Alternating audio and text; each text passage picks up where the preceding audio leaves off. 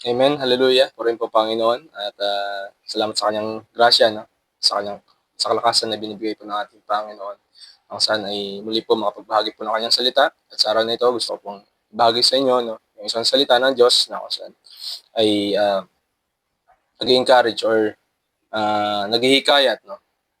Na kung saan ay ang isang tao dapat pong baguhin yung kanyang sarili, no? ah, Dapat po na makilala yung ating Panginoong Diyos or ating Panginoong Hesus. Dahil nga po, ay ating Panginoong Diyos or ating Panginoong Hesus ay siya po yung daan, siya po yung katotohanan. Amen. Na kung saan ay tayo ay makalapit sa ating Diyos Ama. No? At magkaroon, no, ng buhay na walang hanggan na ipinangako ng ating Diyos sa lahat na sumasampalataya po sa Kanya. Amen.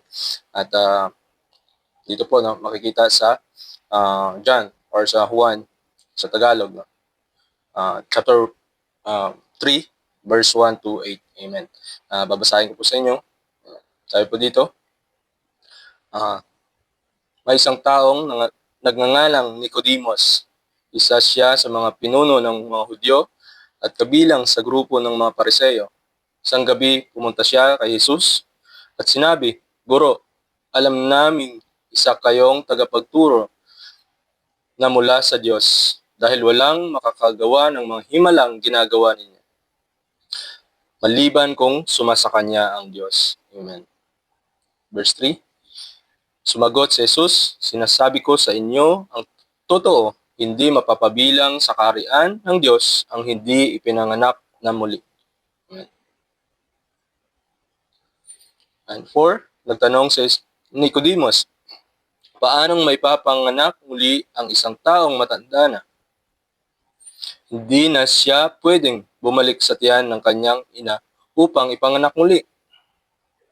Sumagot si Jesus, sinasabi ko sa iyo ang totoo, hindi mapapabilang sa kaharian ng Diyos ang hindi ipanganak sa pamagitan ng tubig at banal na espiritu.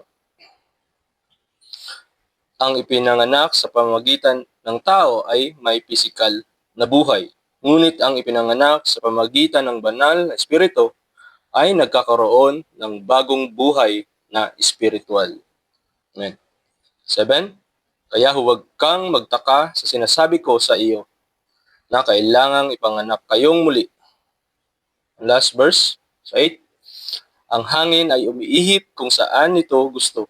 Narinig natin ang ihip nito, ngunit hindi natin alam kung saan nanggagaling o saan pupunta. Ganoon din ang sinumang ipanganak sa pamagitan ng banal na espiritu. Amen. Ito ay napakalinaw po ng salita ng Diyos, no? Kung saan ay ang isang tao na pinanganak dito sa lupa, dito sa mundo, no? Pinanganak sa physical, ay dapat po siyang manganak, no? May panganak muli, no? Sa espiritu at sa tubig. Amen. Dahil nga po, ulitin po sa inyo, no, na kung saan tayo na dito na ipinanganak sa mundong ito, no? Tayo po ay makasalanan, no? Tayo po ay nagkasala, no? Simula nung nagkasala yung si Eva at Adan, no? Yun ay atin na pong namana, no? Sa atin po ay napamana sa atin, no? Yung kasalanan na yun. Kaya tayo, no? Nagkaroon ng pagsasakripisyo dito sa lupa, no? Pagtatrabaho, lahat ng hirap ay nating nadaranasan dahil nga po sa kasalanan. Amen. At dito, no, nakikipag-usap siya, no? Pumunta sa kanya si Nicodemus, isang Pariseo. Amen. At ito ay si Nicodemus, siya po ay na-convict, no? Siya po ay namangha, no, sa mga ginagawa ng ating Panginoong Jesus, no? Yung mga himala na kanyang ginagawa, doon ay kinongclude niya, no? Uh, uh, Binigyan niya ng kahulugan, no? Or pinaniwalaan niya, no, yung na ang ating Panginoong Jesus ay hindi siya normal na tao lang, no, kundi siya ay galing sa Diyos, no, galing sa ating Amang nasa langit. Amen. Ang sabi niya doon, no, sa verse 2, sabi niya, isang gabi pumunta siya kay Jesus at sinabi, Guro, alam naming isa kayong tagapagturo na mula sa Diyos dahil walang makakagawa ng mga himalang ginagawa ninyo maliban kung sumasakanya ang Diyos. Amen. No, doon po niya na siya ay na paniwala, no, sa mga lahat ng mga ginagawa ng Panginoon, no. Sa dun, maraming mga himala yung ginawa yung ating Panginoon. Ang unang himala is yung tubig na naging alak, no, or naging wine, no, dun sa kasal. Amen. Sa dun si Lazaro, no, na kung saan ay agnas na, no, yung kanyang katawan, na siya ay binuhay muli ng ating Panginoong Hesus. Amen. Yung mga lumpo, no, doon sa may labas ng templo, no, na kung saan ay muling pinatayo ng ating Panginoong Hesus, no, at pinatawad sa kanilang mga kasalanan. At marami pang iba, no, yung ginawa ng ating Panginoon, kagaya doon sa mga tao, sa 5,000 pa mga tao, no, na kung saan ay, or sa 5,000 mga tao na nakikinig or sumusunod sa kanya kung saan siya pumunta, no, ay kanilang pinakain. Amen. Yun po yung mga himala, no, mga example ng mga himala na ginawa ng ating Panginoong Diyos, na talagang napaniwala si Nicodemus na siya ay hindi normal na tao, no, kundi siya ay galing sa ating Panginoong Diyos, no. Siya ay pinadala dito sa mundo. Amen. At sumagot si Jesus, no, sinabi ko sa iyo ang totoo, dahil mapapabilang sa kaharian ng Diyos ang hindi ipanganak na muli. Amen. Sabi din ng Panginoong Diyos, no, ng Panginoong Jesus, na hindi mapapabilang yung isang tao, no, kung hindi siya may panganak muli. Yun yung sinasabi niya, na dapat yung isang tao ay may panganak muli sa banal na Espiritu at mabautismuhan, no, sa Espiritu at sa tubig. Amen. Ang sabi niya doon sa 5, no, sumagot si Jesus, sinasabi ko sa iyo ang totoo, hindi mapapabilang sa kaharian ng Diyos ang hindi ipanganak sa pamamagitan ng tubig at banal na Espiritu. Amen. Na kung saan, no, bilang tao, alam natin na lahat tayo ay makasalanan, no. Mga karamihan nating ginagawa, no. Baka doon yung pagchichismis, no, sa mga kapwa natin tao, no, pakikipag-usap, no, lalo na pag hindi ka pa nakakilala sa Panginoon. Amen. Lahat ng karumihan na naisip mo, sa puso mo, yung galit, yung puot, nandyan sa puso mo, no. Hindi ka marunong magpatawad. Amen. No. Yan po isang halimbawa na ikaw ay hindi pa pinanganak muli, no. Gaya nun, yung sa araw ng pagising mo, hindi ka nananalangin, hindi ka man lang nagpapasalamat sa Diyos, no. Sa araw ng linggo, wala ka doon sa simbahan, kundi nandoon ka sa sabungan, sa pistahan, no, sa sugalan, sa chismisan, no, kung ano pa man yung ginagawa, no, na mga kamunduhan at mga kasalanan.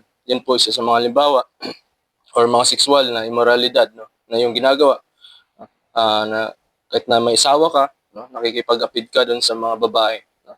Yan po isang halimbawa ng taong wala pong relasyon or hindi po na ipinanganak sa banal na Espiritu. Amen. At sa tubig. Dahil nga po, yung tao na pinanganak, no, sa Espiritu ay meron pong pagbabago, no. Meron pong pagbabago sa kanyang pananalita, sa kanyang pag-iisip, sa kanyang mga ginagawa sa buhay, sa pang-araw-araw, no. Kagaya yun, yung pakipag-usap sa ibang tao, no, yung sinisiraan yung ibang tao, yung pagchichismis. Nung nakilala niya yung Panginoon ay instead na chinichismis niya, no, ay kanyang pinapanalangin, no, pinapakita ng mabuti, inuunawa na itong tao ito dahil hindi ito nakakilala sa Panginoon, no, siya ay aking ipanalangin, no, na siya ay makakilala sa ating Panginoon at hipuin yung kanyang puso at siya baguhin, no, sa kanyang pag-uugali, no. At even man yung sa araw ng linggo, no, na instead na ikay naglalaba, no, namamalengke, nagtitinda, no, kung ano pa man yung ginagawa, no, pagsusugal or natutulog, wala ka doon, no, kundi nandun ka nagsasamba sa ating Panginoong Diyos. Amen.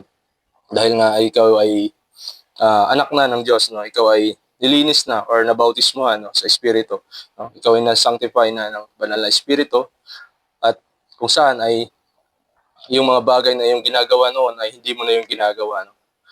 Instead na andun ka, lumalapit sa Panginoon, nagpupuri, no, nagbabasa ng kanyang salita, no, patuloy na nagpapasakop sa ating Panginoon. Amen. At kagaya niya, yung pag-iinom, no, dahil marami pong iba na ang kanilang rason dahil sila ay malungkot, no, dahil sila ay may problema, no, sila ay nag-iinom. Pero yung mga yon ay hindi po yung kalugod-lugod sa Panginoon, no. Kung gusto mo talagang uh, bigyan ng kagaanan, no, ang iyong dadanasan sa buhay, amen, nandiyan po yung ating Panginoong Diyos, no, yung ating Panginoong Hesus na magbibigay po sa iyo ng kagana ng buhay. No? Sabi nga po niya sa kanyang salita, no? Come to me who are weary and burdened, no? And I will give you rest. No? Yung lumapit kayo sa akin na kayong mga nahihirapan at nabibigat ang lubha, no? Dahil bibigyan ko kayo ng kapahingahan. Yun po yung ating Panginoong Hesus. No? Kaya kung makikita mo sa isang mananampalataya, no? Although na may mga problema siya sa buhay, may mga nararanasan siya, no? Pero hindi niya yung sinosolo, no? In-entrust niya sa Panginoon. Ganun po yung isang mananampalataya, no? Isang binautismahan, no? Sa Espiritu, no? Na kung saan ang Espiritu na po yung nananahan sa kanya. Dahil nga po pag tinanggap mo yung Panginoon, no? Ng buong puso, kinumpis mo yung kasalanan ng buong puso, no? Ang banal na Espiritu ay mananahan po sa iyo, kapatid. Amen. Kaya doon po, hindi ka po magtataka na meron po mga tao na nababago, no? Umiiwas sa kasalanan, no? Although na wala namang tao na perfectly, no, na makakagawa na wala talaga, hindi talaga nagkakasala, kundi patuloy, no, na umiiwas, patuloy na lumalapit sa ating Panginoon para hindi magkasala, no. At kung magkasala man ay hindi na pinapatagal, kundi ito po ay dinadalangin niya, iniiyak niya sa Panginoon, hinihinga niya ng tawad sa Panginoon, at patuloy na dinidesire, no, na hindi magkasala sa harapan ng ating Panginoon. Kaya ganun po yung isang tao na may pananampalataya, isang tao na totoong binago ng ating Diyos, no? Amen. At hindi na po siya lumalakad, no? Ayon sa kamunduhan. No? Even po yung sa mga social media, no, makikita mo isang taong mananampalataya, no? Makikita mo dun sa mga post niya, sa mga sinasabi niya, no, na yung comfort niya ay hindi niya binibigay dun sa social media para i-comfort ng iba, no? Yung pinag-uusapan nila ng problema ng kanyang pamilya or ng ibang tao, no, ay hindi niya pinopost, kundi pinopost niya dun sa ating Panginoon, no. Tinataas niya dun sa ating Panginoon sa panalangin. Kung ano man po yung kanyang mga dinaranas sa buhay. Amen. Ganun po ang isang mananampalataya. Amen. Sabi dito, no, sa pamamagitan ng tubig, no, ito po yung pagbautismo sa tubig, na kung saan yung dinideclare mo sa iyong buhay na ikaw ay anak na ng Diyos, no? Ikaw ay tumanggap na sa Panginoon, ikaw ay nabilong na sa Kanya, no? Hindi ka na, kumbaga, hindi ka na yung dati pang pagkatao mo, no, na lumalakad na naayon sa mundo, no, or lumalakad sa kadiliman. Amen. Yun po, no, ang isang halimbawa, no, isang tao na may pagkilala sa Panginoon, no, habang siya ay nabubuhay, no, na kung saan ay siya ay nagpapabautismo sa tubig, no, na dinideclare niya na siya ay binago na ng Diyos, no. Siya ay tagasunod na ng ating Panginoong Hesus. Amen. At doon po, no, at sa 6, sabi dito doon, ang ipinanganak sa pamagitan ng tao ay may physical na buhay. Ngunit ang ipinanganak sa pamagitan ng banal na espiritu ay nagkakaroon ng bagong buhay na spiritual. Amen. Yung sabi ko kanina, no, na may pagbabago sa kanyang pag-uugali, sa kanyang mga ginagawa, no. Kung ano man po yung ginagawa niya noon ay hindi niya na ginagawa ngayon. Yan po yung halimbawa ng binago ng Diyos or binautismahan sa espiritu. Amen. Kagaya yung mga pagsusugal, no, pagmumura. Amen. Paminsan nakakasalita man siya, no, yung talagang sobrang-sobra na, pero hindi talaga yung tuloy-tuloy, no. Paminsan na nababanggit niya lang, no, pero binabawi at hinihingi niya rin ng tawad sa Panginoon. Amen. Hindi kagaya noon na yung kanyang pagmumura ay parang inaalmusal na mula umaga hanggang hapon, hanggang gabi, no. Kahit yung pagbati sa kaibigan, may mura yung kasabay, no. Yung pagbati sa mga anak, no, may mura, or yung pagsalita or pag nagalit, no, ay minumura yung mga anak, napagalitan, no. Ganun po, no. Pero nung siya ay nakakilala sa Panginoon, no, yung mga ganung pagsasalita, no, ay nakokontrol niya, no, at naiiwasan na magsalita dahil nga po ay ang banal na espiritu ay nananahan po sa kanya, no. Yung banal na espiritu, yung salita ng Diyos, siya po yung naging gabay niya, no, sa kanyang paglakad dito sa mundong ito. Dahil nga po pag ikaw is tunay na mananampalataya, ikaw po yung nagbabasa ng salita ng Diyos, at palagi mo pong ina-apply, no, sa iyong buhay yung salita ng Diyos, no. At doon po, no, pag ikaw po ay magkakasala, no, nandiyan yung banal na espiritu nagko-convict sa iyo, no, nangungusap na mali ang iyong ginagawa, or kung may plano ka mang gawing kamalian or mga temptasyon na darating sa iyo, no, nandiyan kaagad yung banal na espiritu na nangungusap sa iyo. Amen. At sabi dito, no, sa 7, kaya huwag kang magtaka sa sinasabi ko sa iyo na kailangang ipanganak kang muli. Inulit pati ng Panginoon. It means na pag inulit-ulit po yung salita ng Diyos, no, yun po yung napaka-importanting kamad ng Panginoon, importanteng utos ng ating Diyos. Amen. Sabi dito, no, sa 8, last verse, ang hangin ay umiihip kung saan ito gusto. Naririnig natin ang ihip nito, ngunit hindi natin alam kung saan nanggagaling o saan pupunta. Ganoon din ang sinumang ipanganak sa pamamagitan ng banal na espiritu. Amen. Ganun po, no? Pag ikaw ay pinanganak sa banal na espiritu, sabi niya nga dito, no, na para siyang hangin, no, na hindi mo alam kung saan nanggaling or saan pumupunta, no? Kagaya, ganun pong hinalimbawa ng Panginoon sa isang taong nandyan yung banal na espiritu na nanahan po sa kanya. Dahil nga po, sabi ko kanina, no, na pag ikay nagkasala, may nangungusap sa iyo, may nagkukunbik sa iyo, amen, na humingi ka ng tawad, no? Or kung ikaw man ay may darating na mga temptation, no? Nandiyan yung banal na espiritu nagpapalala sa iyo at yung salita ng Diyos na wag mo itong gawin dahil mali ito sa harapan ng ating Panginoon. Kaya kung makita mo, no, sa isang tunay na mananampalataya, mayroong pagbabago. Marami akong nakikita, no, kagaya dito sa picture na pinakita ko sa inyo, na kung saan isa po sa mga halimbawa po yan, no, yung mga tao na yan na isa sa mga binago ng Diyos, no. Kita mo may maraming tato, no. Pinatanggal niya yung kanyang tato, no. Dahil nga po ay alam niya, no, na isang mananampalataya ay hindi na ganoon, no, hindi na nananahan sa madilim na pamumuhay. Amen. Kaya ganun po, no, ang isang taong tunay na may pananampalataya, meron po siyang pagbabago, hindi lang po sa salita, mga kapatid, dahil ang Panginoon ay nakakita po sa ating mga ginagawa araw-araw, no? Kundi ito po ay ina-apply sa ating buhay, no? Ito po ay ating sinusunod yung salita ng Diyos, no? Dahil kung hindi natin sinusunod, no, hindi natin na-apply, no, ganun pa rin yung ating pamumuhay kahit na nakilala natin yung Panginoon, kahit tinanggap man natin yung Panginoon, no? Tinanggap mo man yung Panginoon, pero ganun pa rin ang yung pamumuhay. It means na hindi ka pa po na born again, no? Hindi ka pa po na pinanganak muli, no? Kung sa tingin mo, no, nakilala mo yung Panginoon, pero patuloy kang lumalakad sa kadiliman, no? Patuloy kang nagbibisyo, nagsusugal, no? Kung ano pa man dyan, no? Nagmumura, no? Nagchichismis sa ibang tao, no? Nag-iinom, no? Na halos araw-araw, no? Walang kontrol sa pananalita. Amen.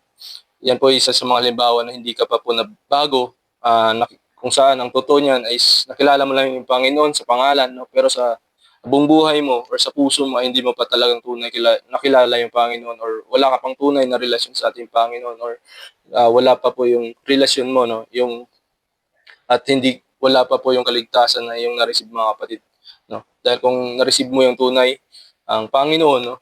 Nandiyan yung tunay na pagbabago sa iyo, no?